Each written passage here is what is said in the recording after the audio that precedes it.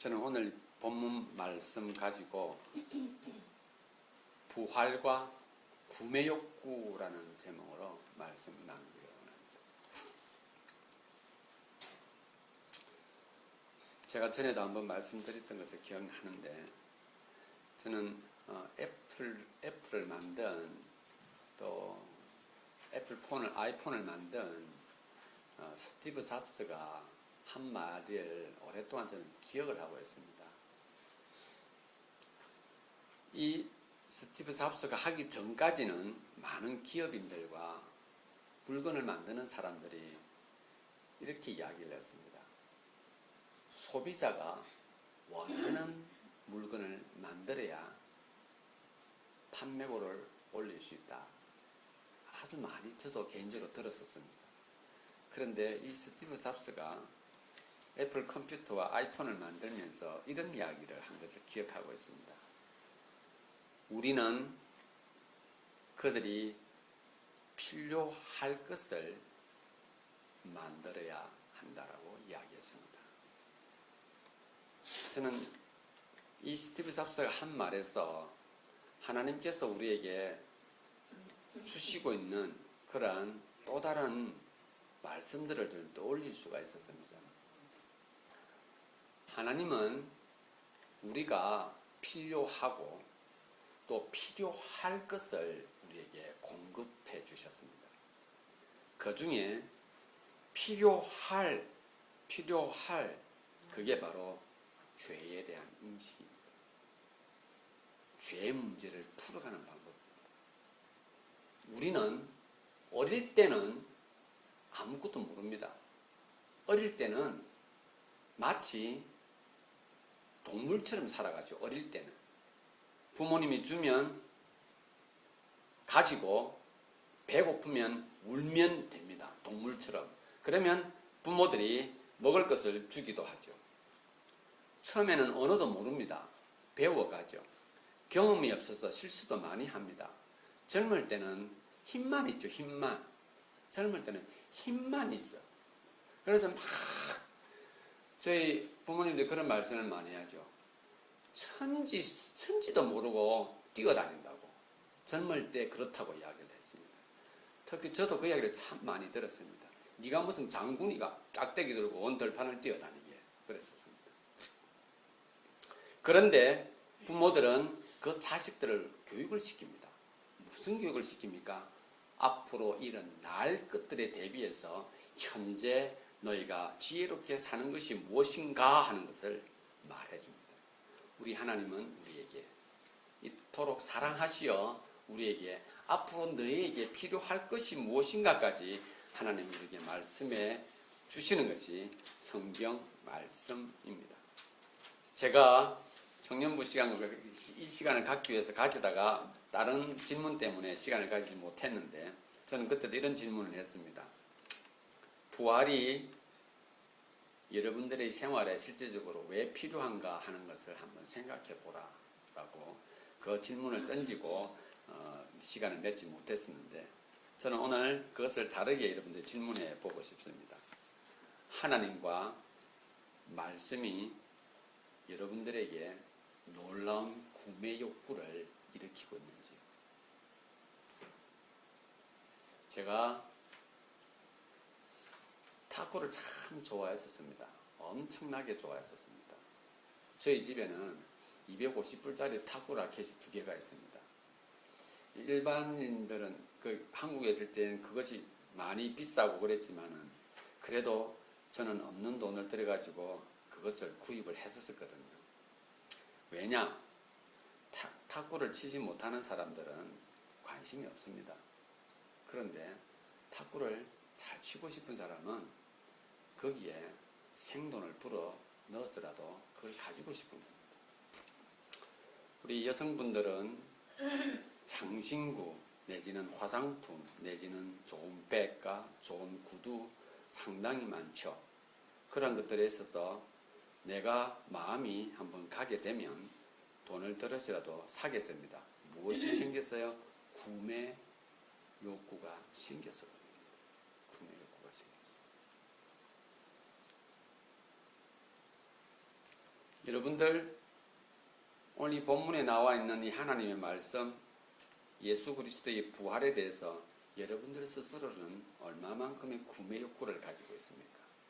이 시간에도 예수님께서 부활하시고 오늘 이 메시지를 주셨는데, 오늘 부활절인데 이 부활에 대해서 여러분들은 얼마나 실제적인 감격을 누리고 있는가 하는 것입니다.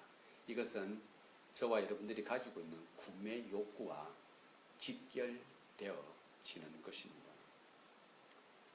저는 제가 이걸 자랑하는 것이 아니고 광고하는 것이 아닌데, 저도 이 폰을 여전히 들고 있습니다. 사용하고 있습니다. 그런데 저는 이 폰에 대해서 상당한 충성심이 있습니다. 계속해서 구매 욕구를 불러일으키고 있습니다. 다른 것들에 비해서 훨씬 말입니다.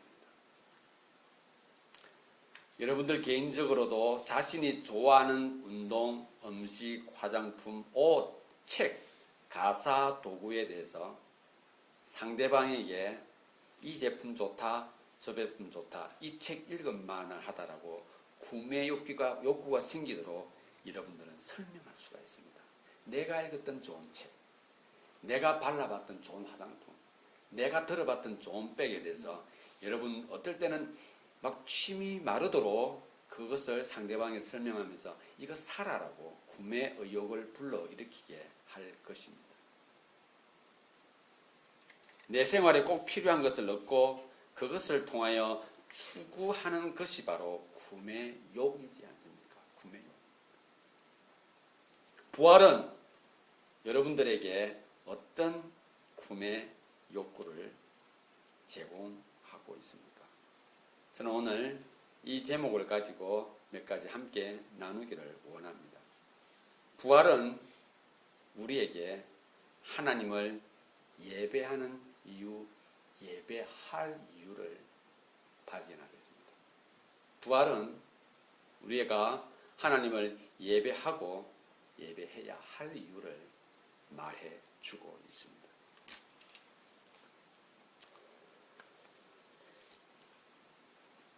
부활이 우리에게 있어서 어떤 의미가 있기에 하나님을 예배해야 하고 예배해야 할 이유를 발견하게 합니까?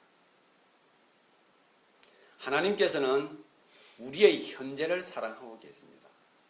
하나님은 우리의 현재에 대해서 지극히 관심이 많으신 분이십니다. 하나님께서는 지금 현재 여러분들이 앉아있는 그 자리에서 조금 전에 발생한 일들로 인하여서 여러분들이 마음을 아프게 하고 있고 힘들게 하고 있고 여러분들의 마음을 행복하게 하고 있는 그것에 대하여 지극히 관심이 많으신 분이십니다. 전제주의 국가시대 때 제가 한국에 살 때 초등학교 다닐 때 중학교 다닐 때 대부분의 국민들은 국가 위정자들의 눈치를 보면서 살았습니다. 이 말을 하면은 잡혀가고 저 말을 하면은 안 잡혀가니 말하는 것조차도 두려워했습니다. 심지어 어떤 사람은 위정자의 그 형태를 닮으면은 아무것도 할 수 없을 정도로 백성들은 위정자의 눈치를 보며 살았습니다. 그때는 그랬죠. 참으로 그랬습니다. 지금 어떻습니까? 지금은 위정자들이 국민의 눈치를 보아야 합니다. 언제부터인가 위정자들은 국민의 일상, 경제, 가사, 경제에 대해서 지극히 관심을 갖게 되었습니다. 그들이 굶으면 그들에게 좋은 소식이 들리지 않는다는 것을 알았기에 그들의 생각이 바뀌어졌고 드디어 이제는 백성들이 심심찮게 공권력에 대해서 돌팔매질도 하고 심지어는 그들을 때리기도 하면서 아주 우습게 하는 시대가 되었습니다. 당연한 것은 아니나 세상의 시대가 이렇게 바뀌어져 가고 있습니다. 하나님께서는 있죠. 우리들에게 이 말씀을 주시면서 창세 전부터 아예 우리에게 그렇게 다가오셨습니다. 그 어디에도 신이 우리에게 오시고 목숨을 잃어버렸다고 하는 기록은 어디에도 없습니다. 오직 이 성경에서만 나타나는 것이지요. 하나님께서 그렇게 하신 이유는 무엇입니까? 하나님은 우리가 필요로 할 것에 대하여 지극히 관심을 많이 갖고 계셨습니다. 이유는 우리의 현재를 하나님께서 참 사랑하고 계시기 때문에 그렇습니다. 우리는 이런 말들을 한 번씩 합니다. 남자는 자기를 알아주는 사람에게 목숨을 바친다라고 이야기합니다. 남자는. 물론 여성도 마찬가지입니다. 하나님께서는 우리에게 어떻게 다가오셨습니까?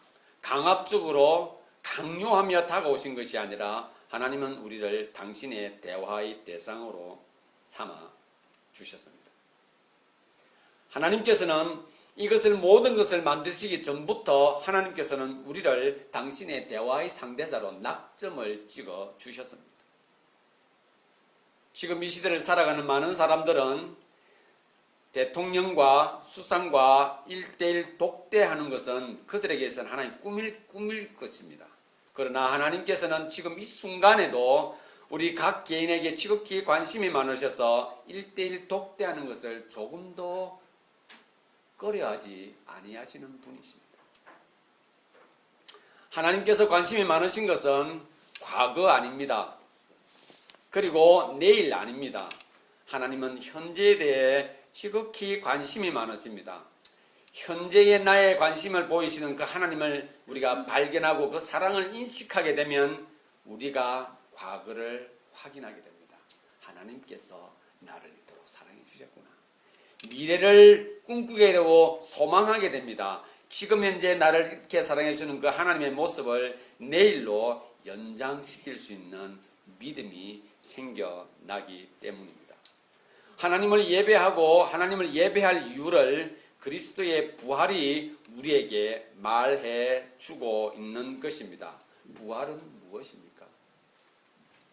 성경 공부 시간에도 함께 나누었지만은 우리를 죄에서 구원하신 예수님께서 십자가에 죽으시고 그것으로 끝을 내어버렸다고 한다면 그것은 아무런 의미가 없는 것입니다. 예수님도 죽고 나도 죽는 거예요.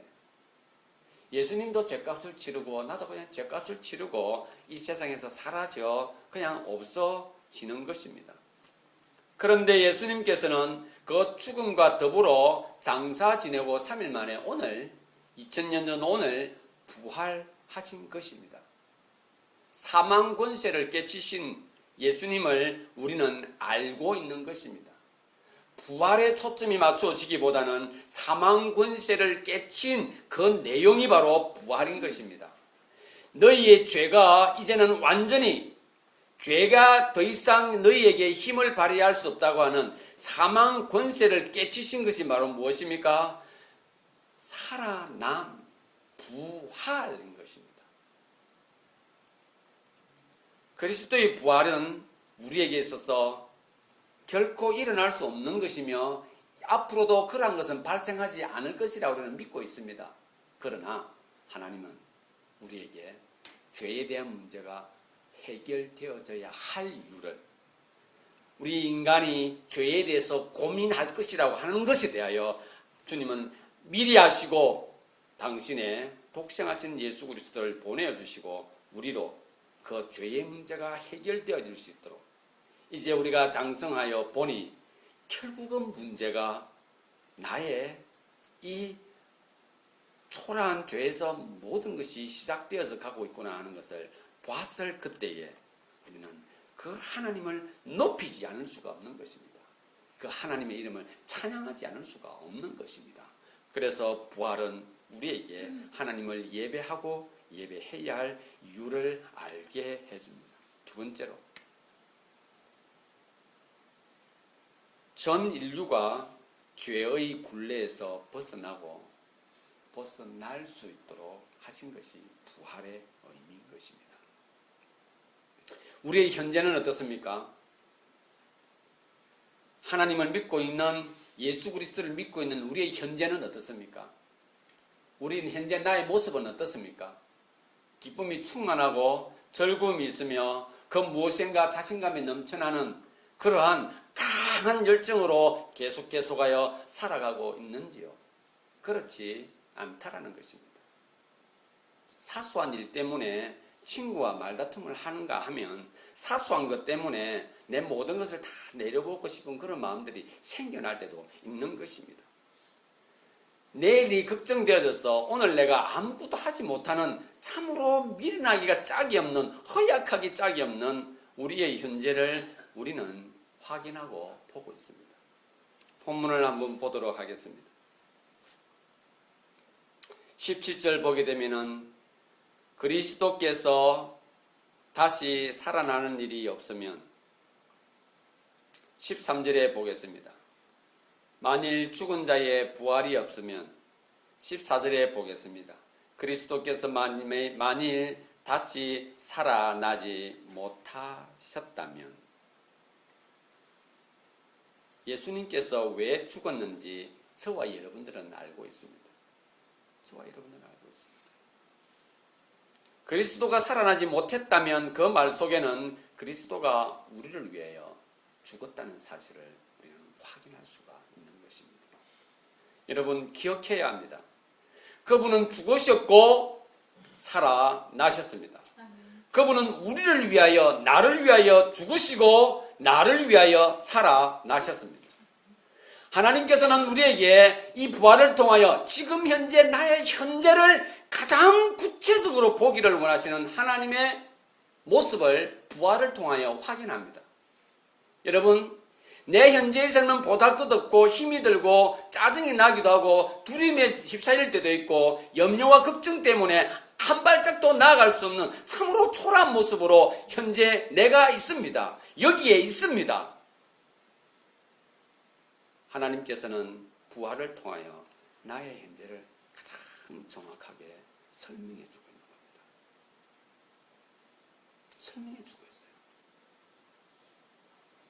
너가 왜 그것 때문에 거기에 그렇게 앉아서 외로이 슬퍼하고 있느냐? 너는 왜 거기에 앉아 어두운 가운데서 마치 그것이 네 것이냐? 거기에 앉아서 초라하게 엎드려서 내일을 비관하고 있느냐? 내가 너를 위해서 살아났습니다. 네가 그 자리에 있는 이유가 무엇이며 네가 고통 가운데 있고 두려움 가운데 있는 것이 무엇이냐?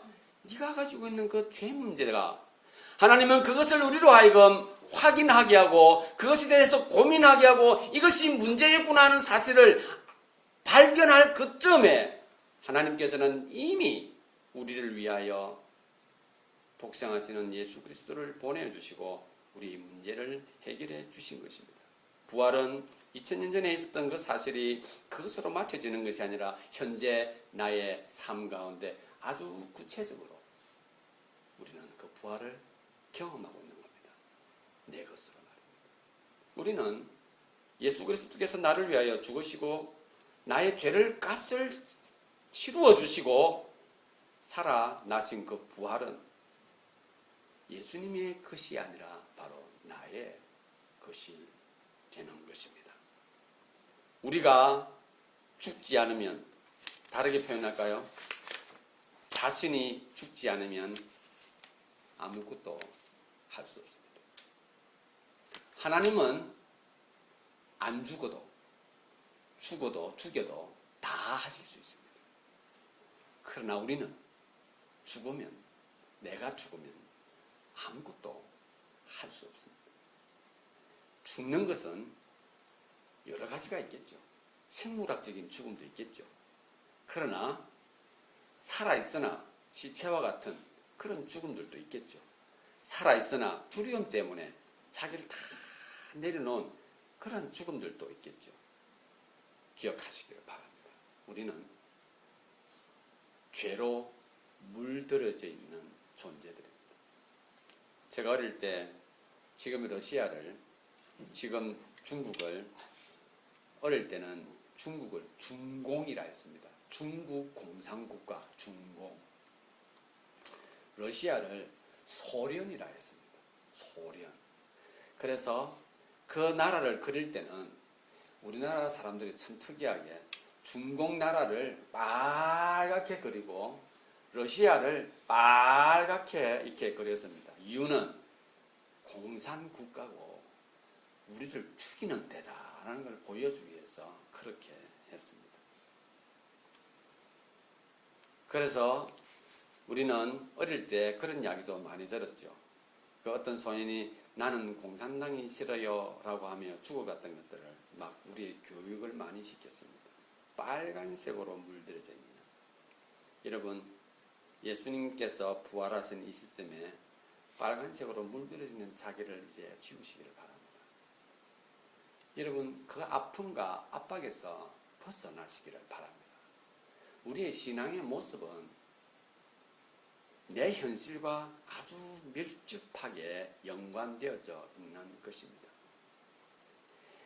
내가 죄에 대해서 고민할 것이라고 누가 알았을까요? 하나님이 아십니다. 하나님이 아셨고요. 그것을 위해서 하나님께서는 우리에게 대비책을 마련해 주셨던 것입니다. 내가 두려움에 떨고 있을 때 그 원인이 어디 있는가를 확인한 나의 죄의 모습을 확인하는 것은 현재 여러분들이 발견한 것 중에 가장 가치 있는 것입니다. 그리고 그것은 가장 능력이 있는 것입니다. 우리는 이것을 덮고 그 다음 것을 해결하려고 하니 우리는 무엇을 의지합니까? 나를 의지하게 되는 겁니다. 그래서 내가 죽지 않으면 우리는 아무것도 할 수 없는 것입니다. 예수님께서 먼저 우리를 그리스도의 대속의 은혜 가운데 죽여주시고 우리가 감당해야 할 그 고통을 예수님께서 감당하시고 이제 죽고 난 후에 일어날 죄의 승리, 죄의 권세의 승리를 예수님께서 부활하심으로 멋지게 너희가 이제 승리했다라고 죄의 권세를 너희가 이제 파헤쳤다. 더 이상 무너뜨렸다라고 우리에게 보여주시고 계시는 것입니다. 그러기에 부활은 인류의 모든 죄악들이 없어졌고 없어질 것에 대한 그런 강한 이유를 우리에게 보여주시고 있습니다. 마지막 세 번째, 부활은 우리에게 무엇 때문에 구매 의욕을 일으키는가?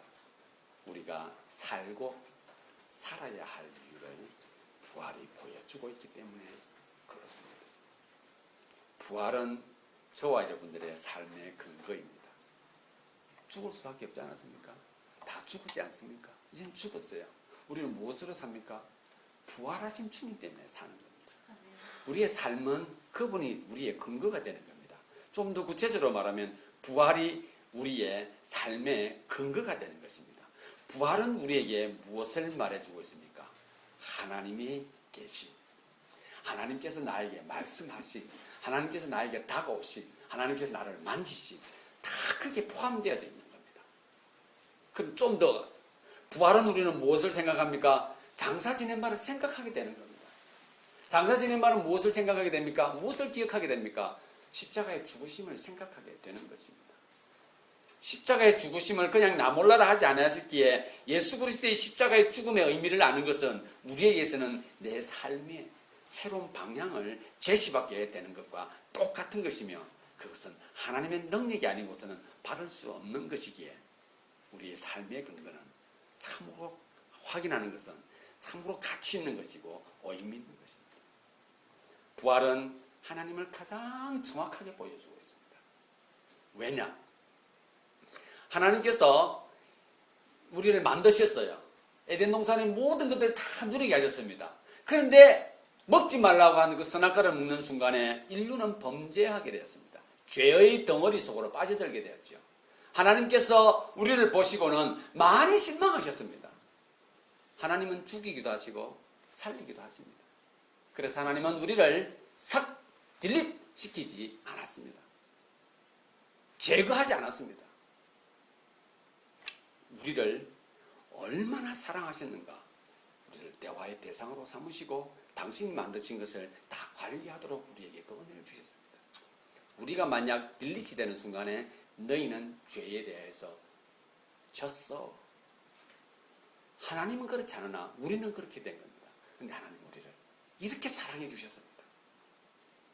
죄 문제 내가 함께 하겠다. 죄 문제 내가 함께 하겠다. 그러니 이것은 은혜인 것입니다. 그리고 이것은 하나님의 변치 않는 사랑의 모습인 것입니다. 부활은 하나님 당신을, 우리를 이토록 사랑하는 하나님의 당신의 모습을 가장 선명하게 표현하는 것입니다. 우리에게 더 이상 죄는 어떠한 힘도 발휘하지 못하는 것입니다. 그리고 하나님께서 부활을 선물해 주셨습니다. 어떤 일입니까? 죽음을 두려워하는, 죽음을 가장 두려워하는 우리에게 생명이 계속되어질 것이라고 하는 놀라운 은혜를 우리에게 주셨습니다. 무엇으로 발견합니까? 부활입니다. 부활로. 죽음을 가장 두려워하는 인간이라고 하는 것을 제가 다르게 표현하면 이렇습니다. 죄를 실제적으로는 제일 무서워하는 것이 인간입니다. 죽음을 두려워하는 거예요. 그런데 죄를 무서워하지 않죠. 죄가 곧 죽음을 가져오는 것이며 죄를 무서워하고 있다고 역설적으로 말할 수 있는 것입니다. 주님께서 죄에 뜰 수밖에 없는 우리를 위해서 우리에게 너희가 그것이 필요로 할 것이다 하여 당신의 독생자를 죽이시고 대속화의 은혜를 베풀어 주시고 부활하신 것입니다. 그리스도가 부활하신 이유 기억하시길 바랍니다. 우리가 하나님을 예배하고 예배해야 할 이유를 찾게 되고 인류가 그때 모든 인류의 죄가 용서되어지고 용서되어져야 할 것을 말해주고 있고 또한 우리가 살아야 할 이유와 살아가야 할 그리고 또 내일을 걸어가야 할 이유를 부활을 통하여 보여주고 있습니다. 결론을 맺겠습니다. 지금 앉아있는 자리가 거짓말이 아니어야 합니다. 여러분들이 앉아있는 자리가 거짓말이 아니에요. 예수님의 부활이 없으면 오늘 여러분들 찬양하고 있는 것 거짓입니다. 예수님이 부활하지 않았다면 여러분 아침에 교회에 오기 위해서 부활절날 이 모든 메시지들이 내가 말했던 내용들이 다 거짓입니다. 우리는 사기를 당했고 우리는 거짓에 농락당한 것입니다. 자신이 죄인임을 알아야 하고 그리스도의 대속으로 그 모든 것이 사해졌으며 그리스도의 부활이 그것을 온전히 증명해 주셨다는 사실이 저와 여러분들의 현재입니다. 그리고 그것이 내일입니다. 그러니 우리가 살아가야 할 이유는 어디에서 찾습니까? 부활에서 찾는 거예요. 그것은 하나님께서 살아가겠다고 하는 것, 하나님께서 나와 함께하고 있다고, 하나님께서 나를 품으셨다고 하는 것, 하나님께서 나의 손을 잡고 있다고 하는 것, 하나님께서 나를 뒤에서 지켜보고 있다고 하는 것을 보여주는 겁니다. 결코 거짓이 아니어야 합니다. 우리의 현재가 진실이어야 하고요. 우리 현재의 모습은 사실이어야 합니다. 누가? 여러분들이 가장 중요하지 않습니까? 내가 지금 앉아있는 것이 거짓이고 사실이 아니라고 한다면 저와 여러분들 이 세상에서 가장 불행한 존재들입니다. 당연히 부활을 통해서 우리는 하나님이 예배를 받아야 하며 인류가 대속의 복을 누려야 할 것이며 우리의 삶은 보다 견고하고 윤택하게 진행되어져야 할 것이라 믿습니다.